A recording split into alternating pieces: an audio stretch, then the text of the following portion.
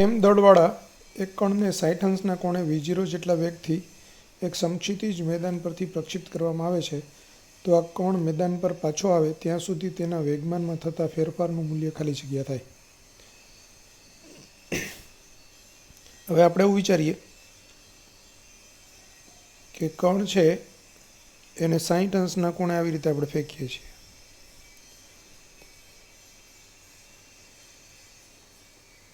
આ સમક્ષિતિજ સાથેનો ખૂણો 60 અંશ, આ એનો પ્રારંભિક વેગ v0.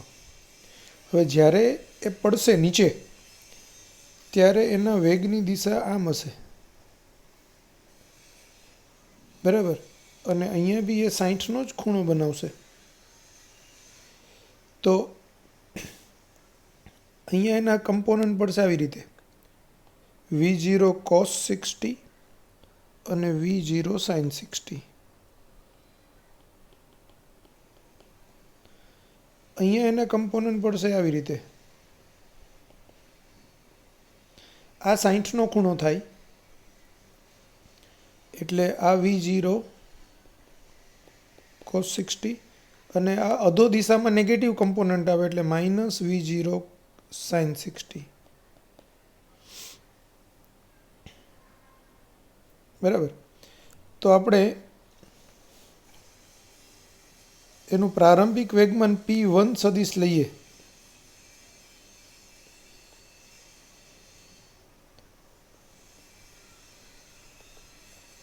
તો એ થશે v0 cos 60 i caret plus v0 sin 60 j caret.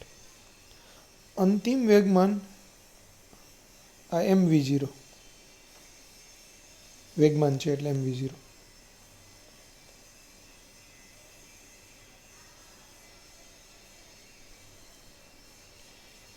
p2 સદિશ એટલે એનું વેગમાન થશે mv0 cos 60 i કેરેટ, પણ બીજો કમ્પોનન્ટ અધો દિશામાં છે એટલે માઇનસ જે કેરેટની દિશામાં છે એટલે minus v0 sin 60 j caret. હવે ડેલ્ટા p એટલે p2 સદિશ માઇનસ p1 સદિશ.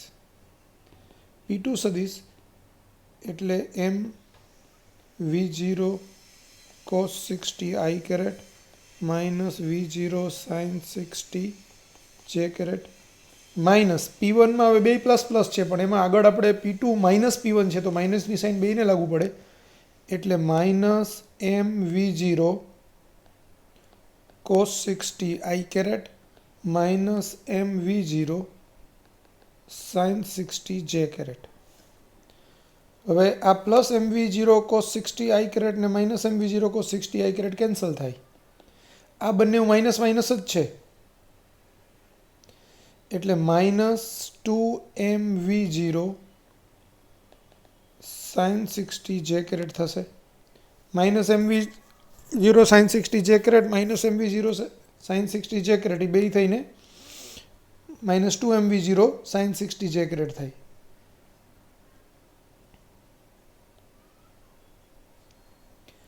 હવે આ માઇનસ 2mv0 sin 60 એટલે √3/2 sin 60 એટલે √3/2 j કેરેટ. આ 2 2 કેન્સલ તો માઇનસ √3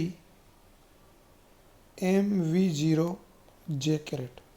તો ડેલ્ટા p સદિશનું મૂલ્ય મનાંક લઈએ તો આ માઇનસની સાઇનને જે કેરેટ નીકળી જાય એટલે √3 mv0 એવો આન્સર આવે. એટલે આપણો આન્સર આવશે ડી, કારણ કે અહીંયા તમને ફેરફારનું મૂલ્ય પૂછ્યું છે એટલે માનાંકમાં ડેલ્ટા પી લેવું પડે.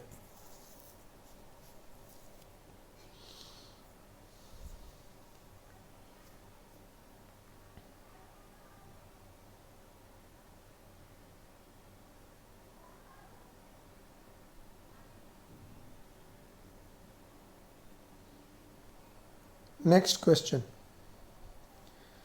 એક પદાર્થને 45 અંશના કોણે પ્રક્ષિપ્ત કરવામાં આવે છે. હવે પ્રક્ષિપ્ત બિંદુ આગળથી જોતા મહત્તમ ઊંચાઈવાળા સ્થાનનો ઉત્સેદ કોણ ખાલી જગ્યા થાય.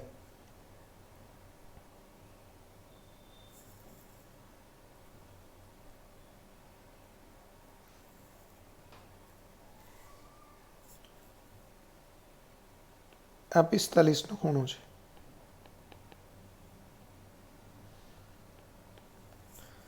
હવે મહત્તમ ઊંચાઈવાળું બિંદુ આપણે લઈએ. હોરિઝોન્ટલ ડિસ્ટન્સ થશે r/2. હવે તમને પૂછ્યું છે શું કે પ્રક્ષિપ્ત બિંદુ આગળથી જોતા મહત્તમ ઊંચાઈવાળા સ્થાનનો ઉચ્છેદ કોણ ખાલી જગ્યા થાય. તો ધારો કે હું આ પ્રક્ષિપ્ત બિંદુને મહત્તમ ઊંચાઈવાળા બિંદુને જોડી દઉં, તો આ જે ખૂણો બનશે ને આલ્ફા, એ આલ્ફા આપણો મહત્તમ ઊંચાઈવાળા સ્થાનનો ઉચ્છેદ કોણ કહેવાય. તો tan આલ્ફા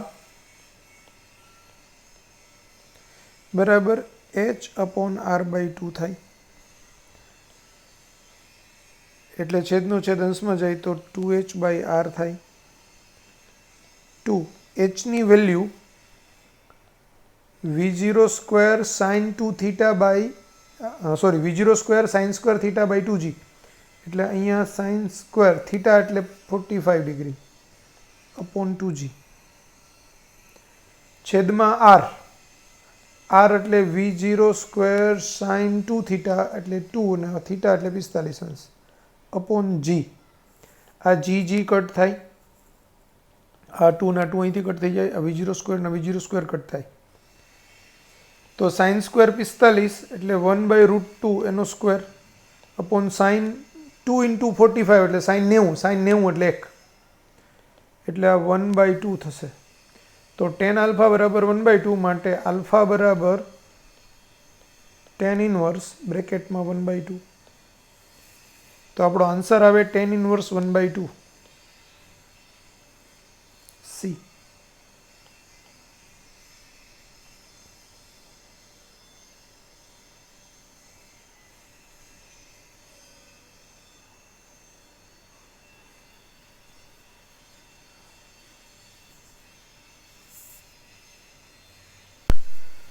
થીટા 0 જેટલા પ્રક્ષિપ્ત કોણે એક દડાને v0 જેટલી ઝડપથી ફેંકવામાં આવે છે. બરાબર આ જ સ્થાનેથી એ જ સમયે એક વ્યક્તિ v0/2 જેટલી અચળ ઝડપથી દોડે છે. જો તે દડાને કેચ કરી શકતો હોય તો પ્રક્ષિપ્ત કોણ થીટા 0 બરાબર ખાલી જગ્યા. હવે સમજો.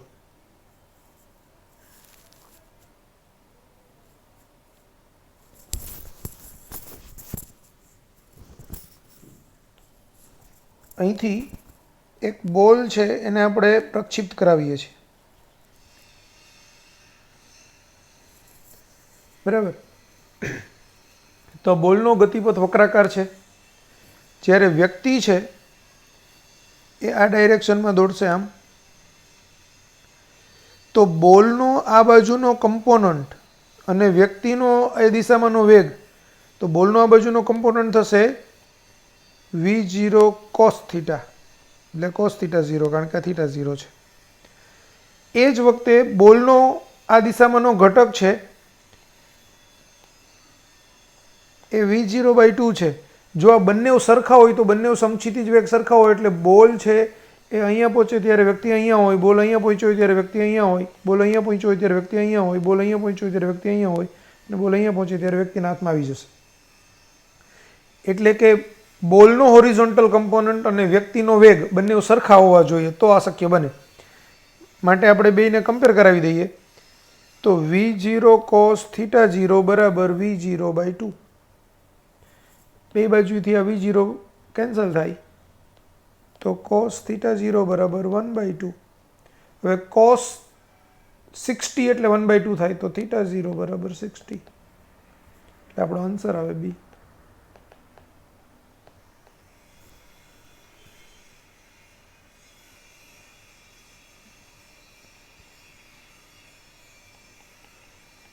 બોલનો સમક્ષિતિજ વેગ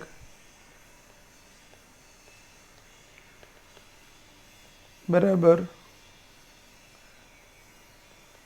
વ્યક્તિની ઝડપ. આવું થાય તો જ આ શક્ય બને.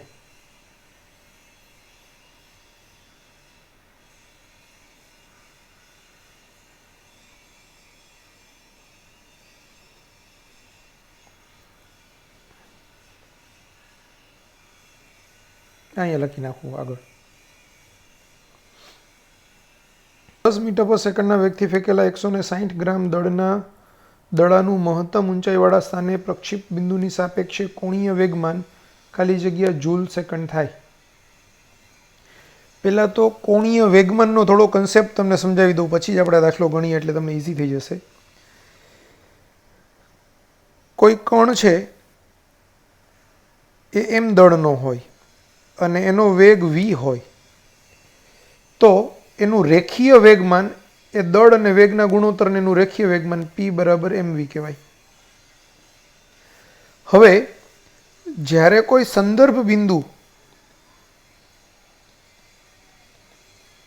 ની સાપેક્ષેનું કોણીય વેગમાન લેવું હોય તો કોણીય વેગમાનનો કન્સેપ્ટ એવો છે કે સંદર્ભ બિંદુથી આ સ્થાન સદિશ r સદિશ થાય. આ આપણે સદિશ સ્વરૂપે લઈએ તો p સદિશ બરાબર mv સદિશ થાય. તો સંદર્ભ બિંદુ ઓની સાપેક્ષે આ કણનું કોણીય વેગમાન એને L સદિશ વડે દર્શાવાય. L સદિશ એટલે r સદિશ ક્રોસ p સદિશ છે સૂત્ર. આને L સદિશને કોણીય વેગમાન કહેવાય.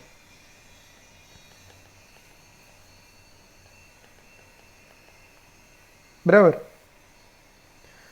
હવે આ L સદિશનું મૂલ્ય એટલે rp sin થીટા થાય, જ્યાં થીટા છે એ L સદિશ આપણે r સદિશ અને p સદિશ વચ્ચેનો ખૂણો. હવે r સદિશ આપણો આમ ગણાય એટલે આ ખૂણો થીટા. હવે આ જો થીટા હોય તો આ પણ થીટા થાય. હું ધારો કે આ p સદિશને આમ લંબાવી દઉં આગળ તો આ એનું લંબ અંતર h છે. તો p into r sine theta થાય. હવે આ ત્રિકોણની અંદર આ r છે, આ h છે, આ ખૂણો થીટા છે. તો થીટા સાઇન થીટા એટલે સામેની બાજુ છેદમાં કર્ણ એટલે h અપોન r. તો h બરાબર r સાઇન થીટા એટલે r સાઇન થીટાની જગ્યાએ હું h લખી શકું તો p ઇન્ટુ h. એટલે કોણીય વેગમાન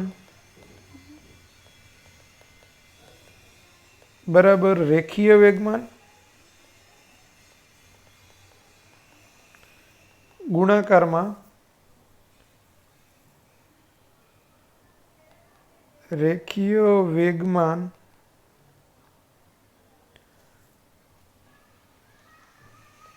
ના સદિશનું અથવા તો સદિશમાંથી પસાર થતી રેખાનું સંદર્ભ બિંદુથી લંબ અંતર.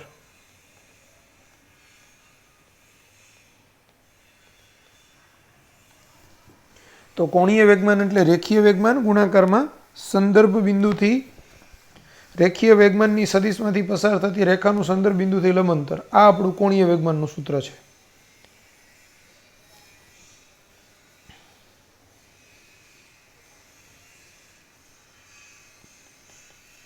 તો કોણીય વેગમાન બરાબર રેખીય વેગમાન ગુણાકારમાં રેખીય વેગમાન ના સદિશમાંથી પસાર થતી રેખાનું સંદર્ભ બિંદુથી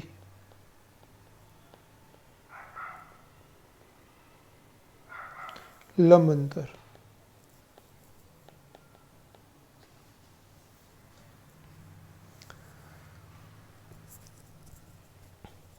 હવે અહીંયા આપણે કન્સિડર કરીએ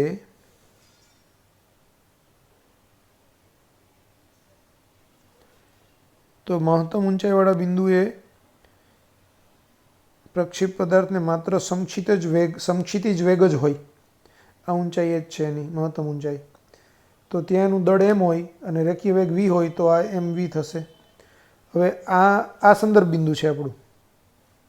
પ્રક્ષેપ બિંદુ એ સંદર્ભ બિંદુ છે. તો અહીંથી હું આમ લંબ એમાંથી પસાર થતી એક રેખા વિચારું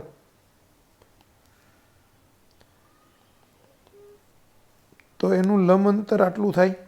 આ લંબ અંતર h જેટલું જ થાય. એટલે આપણે એમ કહી શકાય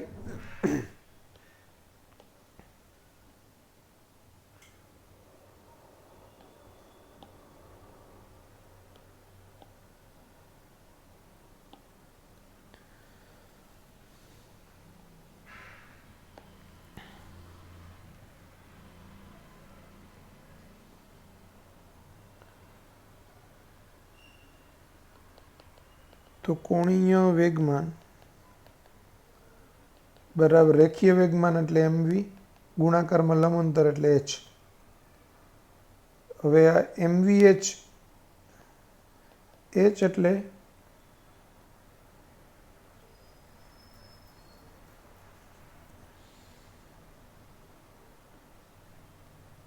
v0 સ્ક્વેર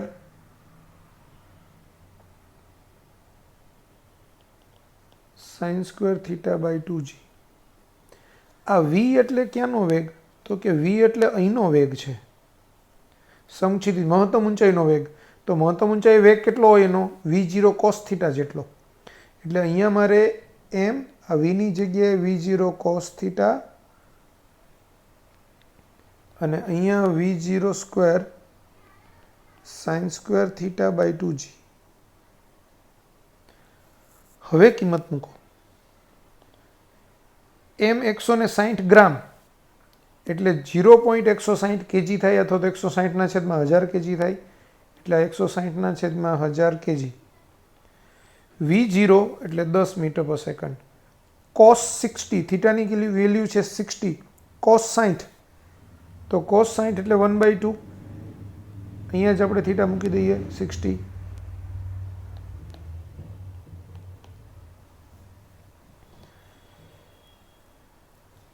પછી આ v0 સ્ક્વેર એટલે 10નો વર્ગ એટલે 100, sin 60 એટલે √3/2 એનો વર્ગ અપોન 2g એટલે 2 ને g એટલે 10.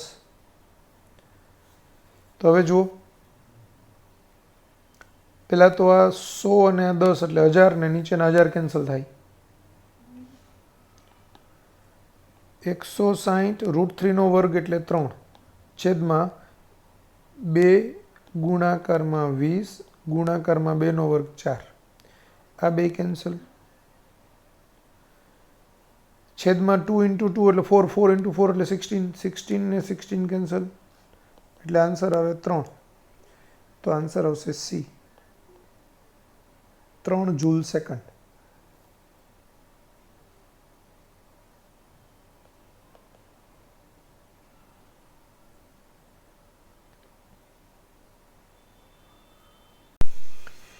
એક પદાર્થને 5 મીટર પર સેકન્ડના પ્રારંભિક વેગથી 45 અંશના કોણે પ્રક્ષિપ્ત કરવામાં આવે છે, જ્યારે તેની ગતિની દિશા સમક્ષિતિજ સાથે 30 અંશનો કોણ બનાવતી હશે, ત્યારે તેના વેગનું મૂલ્ય ખાલી જગ્યા મીટર પર સેકન્ડ. હવે આનો એક કન્સેપ્ટ છે, પહેલાં તો હું તમને બરાબર કન્સેપ્ટ સમજાવું, પછી આપણે દાખલો ગણીએ.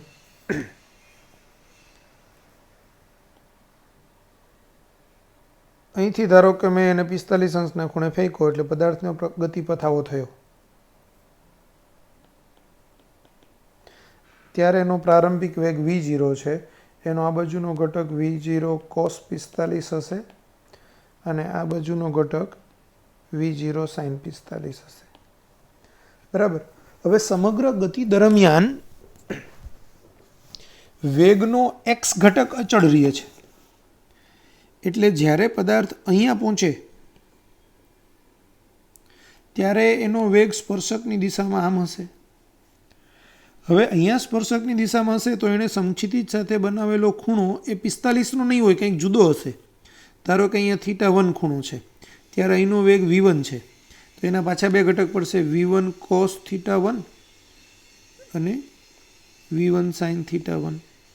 અહીંયા પહોંચશે ત્યારે એનો વેગ છે એ v2 હશે, ત્યારે આ ખૂણો θ2 હશે, ત્યારે આ v2 cos θ2, આ બાજુનો ઘટક v2 sin θ2. તો દરેક ક્ષણે એના વેગનું મૂલ્ય બદલાયા રાખે છે. બરાબર. એનો ખૂણો પણ સતત બદલાયા રાખે છે. કોની સાથેનો? સમક્ષિતિજ સાથેનો. બરાબર. પરંતુ એ વેગ અને એનો ખૂણો, એનો કોસ ઘટક એટલે કે સમક્ષિતિજ ઘટક, વેગનો સમક્ષિતિજ ઘટકનું મૂલ્ય બદલાતું નથી. મતલબ કે v0 cos θ0 વ્યાપક રીતે કહીએ બરાબર v1 cos θ1 બરાબર v2 cos θ2 બરાબર dash dash dash vn cos θn થાય. બરાબર. કોઈ પણ ક્ષણે એનો કોસ ઘટક બદલાતો નથી. સમક્ષિતિજ સાથેનો ખૂણો બદલાય રાખે છે. સૌથી ઊંચાઈએ મહત્તમ ઊંચાઈએ પહોંચે ત્યારે એનો ખૂણો θ બરાબર 0 થઈ જાય છે. બરાબર. ત્યારે પણ એનો વેગનો સમક્ષિતિજ ઘટક તો આટલો જ રહેવાનો છે. એ પોઈન્ટ પાસે એનું વેગનું મૂલ્ય ઇન્ટુ કોસ, જે v0 cos 45 જેટલું હશે. તો એનો મતલબ શું થયો કે સમગ્ર ગતિપથના દરેક બિંદુએ વેગનો સમક્ષિતિજ ઘટક અચળ હોય. સમક્ષિતિજ ઘટક અચળ. બરાબર. તો એના ઉર્ધ્વ ઘટકનું શું થાય? હવે સમજો, હું અહીંયા બિંદુ લઉં છું એક જ્યાં એનો ઉર્ધ્વ ઘટક છે v1 sin θ1 અને બીજું ઉગમ બિંદુ લઉં છું અથવા તો પ્રક્ષિપ્ત બિંદુ જ્યાં એનો ઘટક છે v0 sin θ0 કહીએ આપણે, sin 45 એટલે θ0. તો એ બે વચ્ચે શું રિલેશન? તો એનો y કમ્પોનન્ટ ઉર્ધ્વ દિશામાં,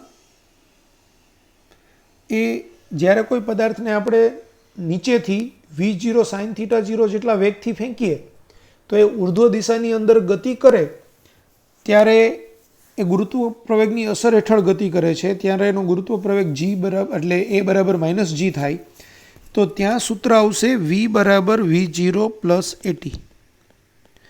હવે અહીંનો જે v1 sin θ1 છે એ v કહેવાશે.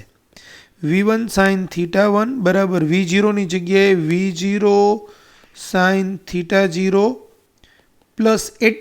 એ એટલે શું? -g લેવાનું ઇન્ટુ t. તો આમની વચ્ચેનો રિલેશન આ બે બિંદુ માટે v1 sin θ1 બરાબર v0 sin θ0 વત્તા -gt આવું લેવાય. બરાબર. એટલે આપણે આમ કહી શકીએ કે કોઈ પણ બિંદુએ જ્યારે એ પહોંચે, ગતિપથના કોઈ બિંદુએ પહોંચે કે જ્યાં એનો વેગ v1 હોય ને ખૂણો θ1 હોય, તો v0 cos θ0 બરાબર v1 cos θ1 થાય. અને એના y ઘટક વચ્ચેનો રિલેશન v1 sin θ1 બરાબર v0 sin θ0 વત્તા -gt, અથવા તો આપણે એમ કહી શકીએ કે આમ થશે vy બરાબર v0y -gt અને vx બરાબર v0x આમ પણ કહી શકાય એને. તો આ કન્સેપ્ટ ખૂબ કામનો છે, ખાસ યાદ રાખજો.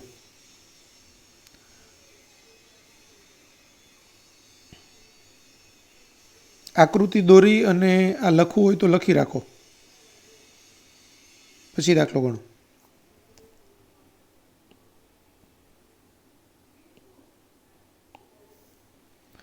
ચાલો હવે જુઓ, હવે આપણે દાખલો ગણીએ. તો પદાર્થને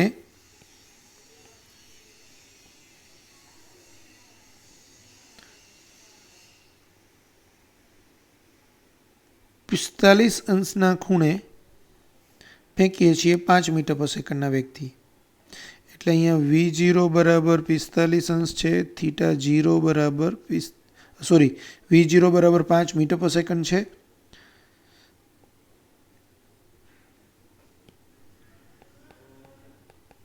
અને θ0 બરાબર 45 અંશ છે.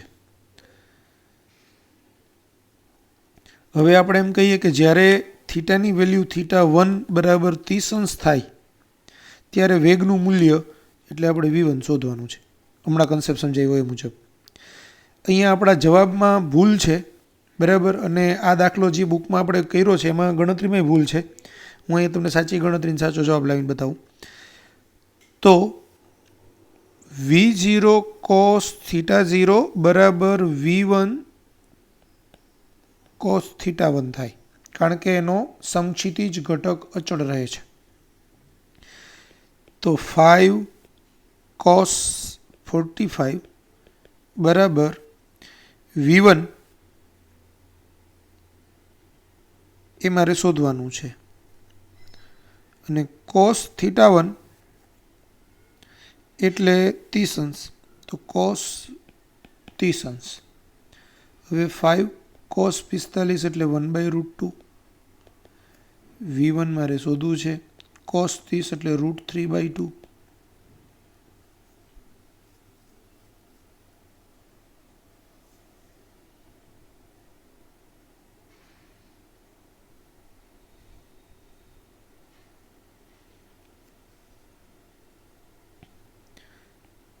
તો V1 બરાબર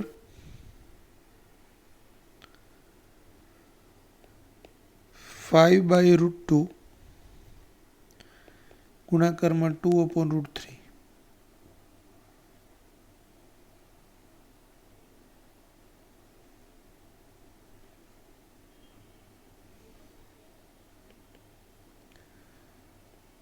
તો 5√2/√3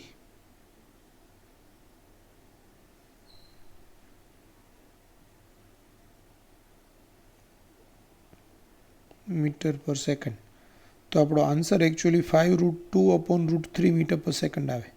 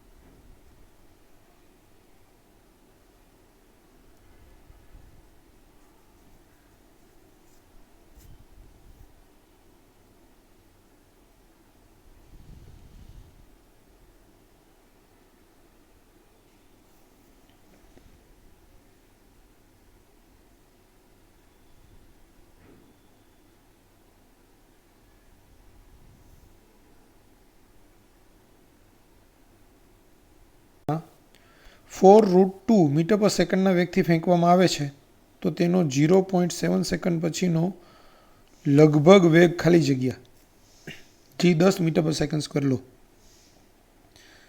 હવે સપોઝ હું એમ કહું કે સમક્ષિતિજ દિશામાં ફેંકો તો પદાર્થ છે એ ગતિ કરીને આવશે આમ નીચે. સપોઝ એ 0.7 સેકન્ડ પછી અહીંયા પહોંચે છે તો અહીંયા એનો વેગ હશે આમ, પણ એના બે કમ્પોનન્ટ લેવા પડશે આપણે.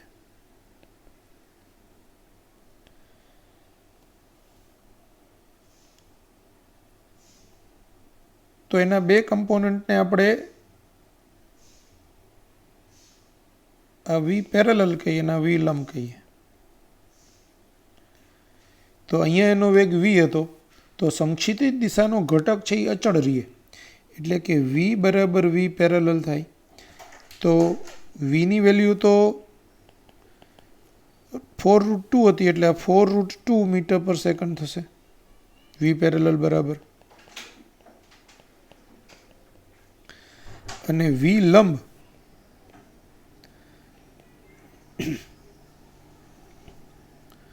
તો V લંબ આપણે કેવી રીતે શોધવું હવે એ જોઈએ.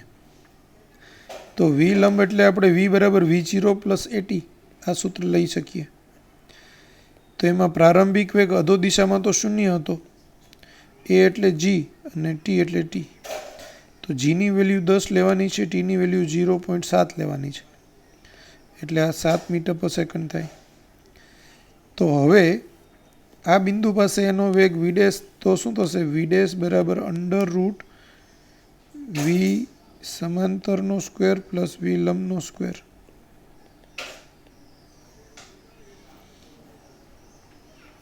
એટલે આ 4√2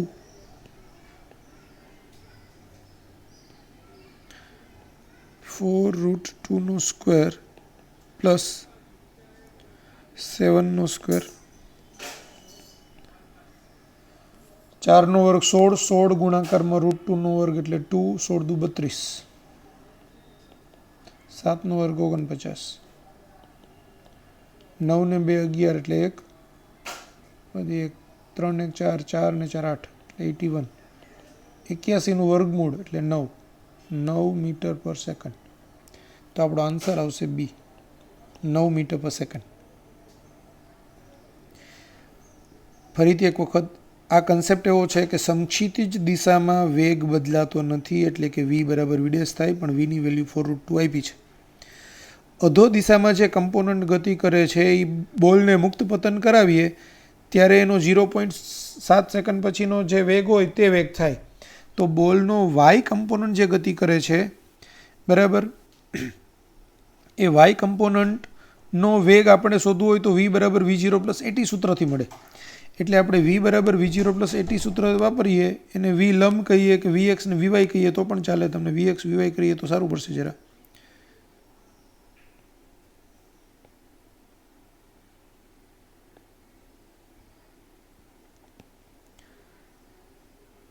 અને આપણે vx કહીએ અને આને vy કહીએ.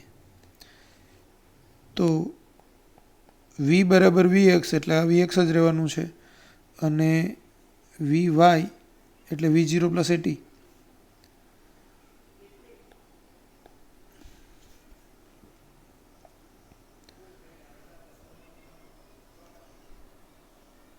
તો vy એટલે v0 + at, એમાં મુક્ત પતન થાય છે, એટલે કે એનો શરૂઆતમાં સમક્ષિતિજ દિશામાં ફેંકો એટલે એનો અધો દિશાનો ઘટક 0 હોય, એટલે v0 બરાબર 0 થાય. અને એ પ્રમાણે પછી ગણતરી કરીએ તો આપણને vy 7 મીટર પર સેકન્ડ મળે. અને આપણને વેગ પૂછ્યો છે એટલે વેગનું મૂલ્ય એટલે √vx² + vy² થાય. એના પરથી આપણને વેગ 9 મીટર પર સેકન્ડ મળે. પદાર્થનો પ્રારંભિક વેગ 10 મીટર પર સેકન્ડ અને પ્રક્ષિપ્ત કોણ 45 છે. એટલે v0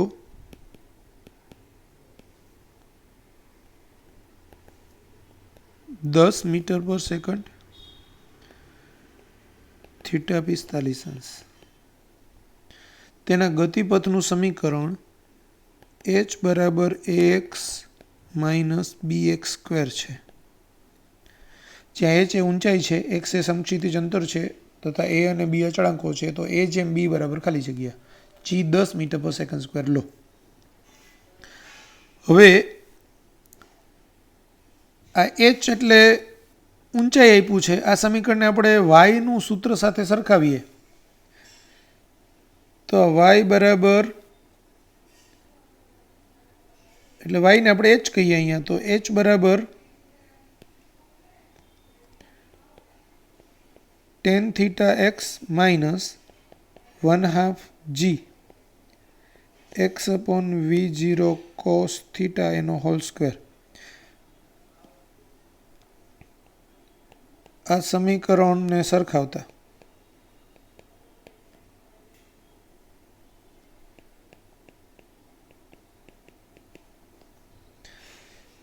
તો ax એટલે tan θx, તો tan θ એટલે a થાય, તો a બરાબર tan θ, પણ θ એટલે 45 એટલે tan 45 એટલે કે 1. અને b બરાબર 1/2 g x² તો બેમાં છે એટલે x² સિવાયનું પદ એટલે 1/v0² cos² θ. g એટલે 10 લેવાનું, આ 2, v0 ની વેલ્યુ બી 10 એટલે 10 નો વર્ગ cos² 45.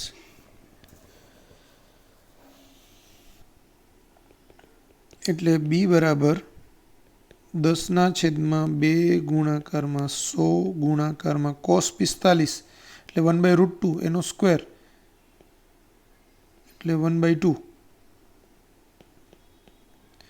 તો 2 અને 2 કેન્સલ, આ 0 અને 0 કેન્સલ, તો 1/10 આવશે. હવે a જેમ b એટલે 1/10 એટલે કે 10, તો એને 10 જેમ 1 કહેવાય. એટલે આપણો આન્સર આવે બી, 10 જેમ 1.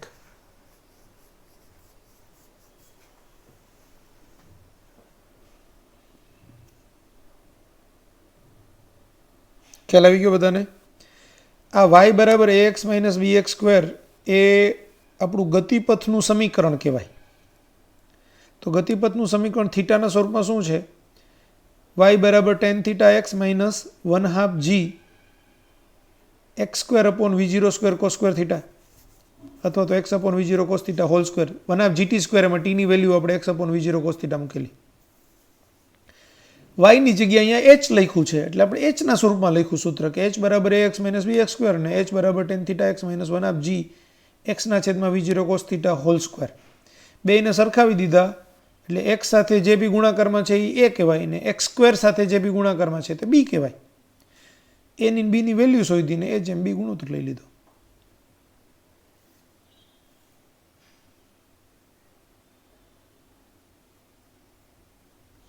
નેક્સ્ટ ક્વેશ્ચન જુઓ. એક દડો સીડીના સૌથી ઉપરના પગથિયેથી v0 જેટલા સમક્ષિતિજ વેગથી ગબડે છે. આ ગતિના લીધે તે એનમાં પગથિયાની બારની ધાર પર પડે છે. અહીં પ્રત્યેક પગથિયાની ઊંચાઈ h તથા પહોળાઈ b હોય તો nનું મૂલ્ય ખાલી જગ્યા.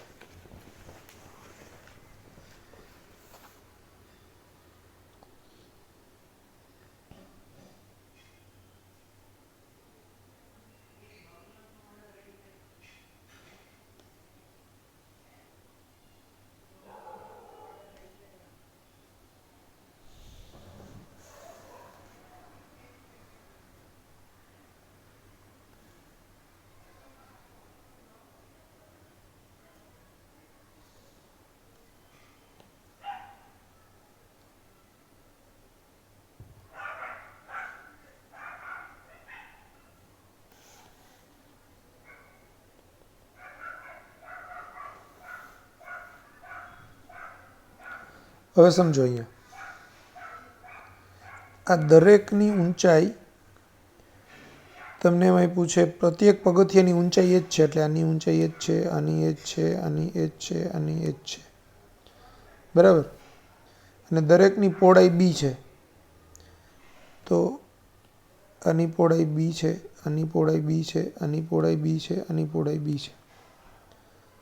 તો આપણે એમ કહી શકાય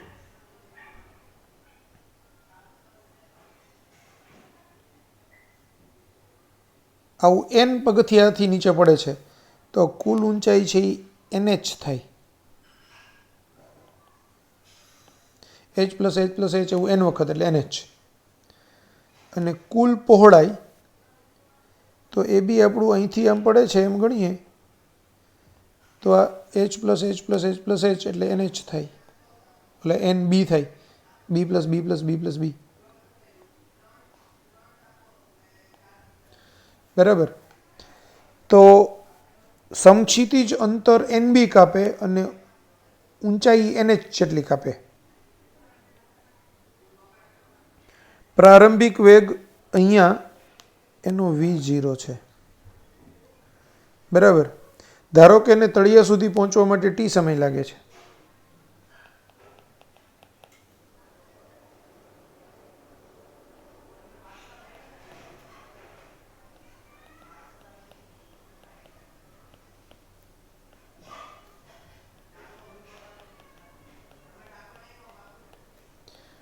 t સમય લાગે છે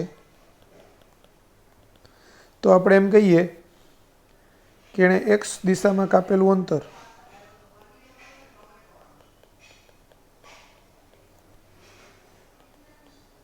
બરાબર v0 ઇન્ટુ t. હવે x દિશામાં કાપેલું અંતર nb, nb બરાબર v0 ઇન્ટુ t એટલે t બરાબર nb અપોન v0, સમીકરણ નંબર 1.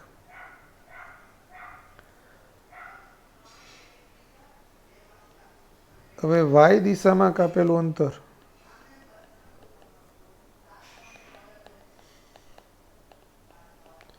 એ કેટલું છે? nh જેટલું છે.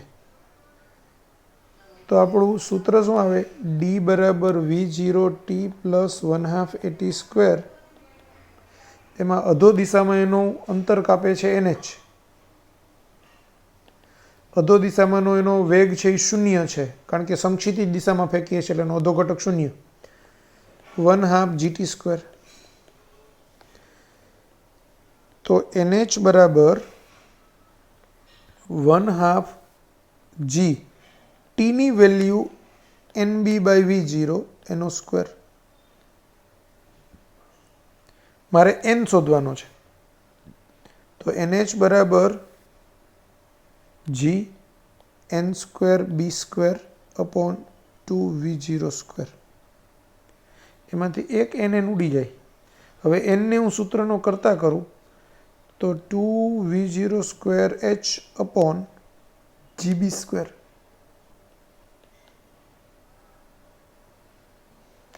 h/GB² એટલે આપણો આન્સર આવે એ.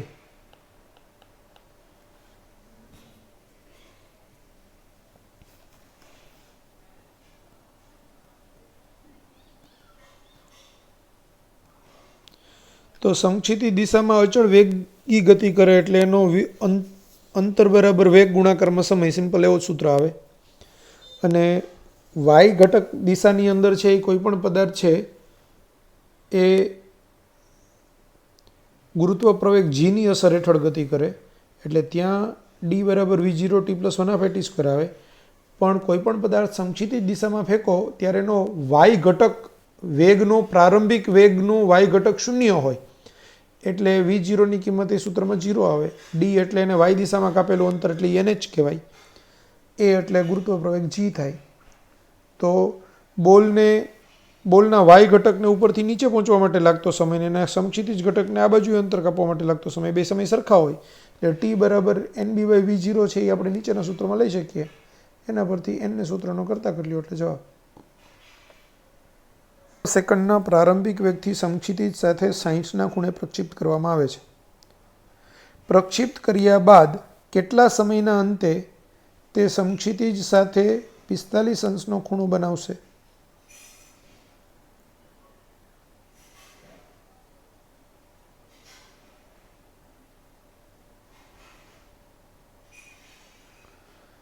હવે શરૂઆતમાં એનો વેગ V0 હોય, આ ખૂણો છે એ θ0 હોય, તો એનો એક ઘટક V0 cos θ0 અને બીજો ઘટક છે તે V0 sin θ0 થાય. હવે પદાર્થ અહીંયા પહોંચે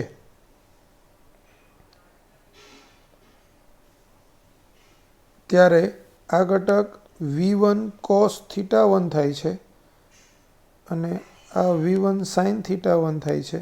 આ V1 છે, આ θ1 છે. અહીંયા V0 એટલે 20 છે, θ0 એટલે 60 અંશ છે, θ1 એટલે 45 અંશ છે અને સમય t પૂછ્યો છે આપણને.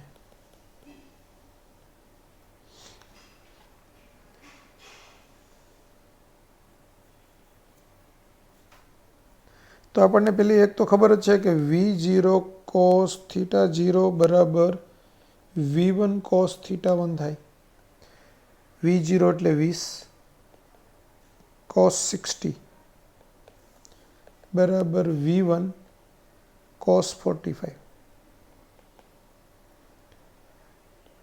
20 cos 60 એટલે શું? 1/2 V1 cos 45 એટલે 1/√2. તો V1 બરાબર 20 ગુણાકારમાં √2/2. 20/2 એટલે 10. તો આ 10√2 મીટર/સેકન્ડ થાય. આ મને શું મળી ગયું? V1. હવે આ ઉર્ધ્વ દિશાનો પ્રારંભિક વેગ V0y કહેવાય ને આ V0 કહેવાય, આ Vy કહેવાય.